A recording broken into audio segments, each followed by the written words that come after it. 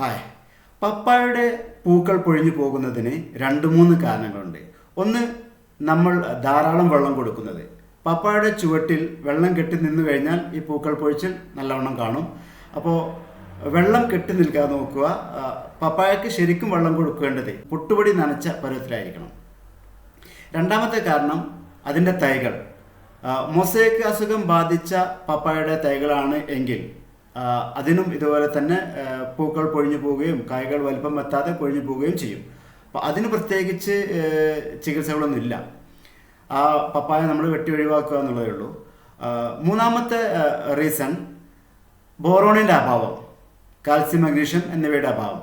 അതിന് നമ്മൾ ചെയ്യേണ്ടത് ഒരു പിടി ഡോളോമേറ്റ്, കുമ്മായമല്ല, ഒരു പിടി ഡോളോമേറ്റ് എടുത്ത് അത് 1 ലിറ്റർ വെള്ളത്തിൽ കലക്കി അതിൻ്റെ ചുവട്ടിൽ ഒഴിച്ചു കൊടുക്കുക.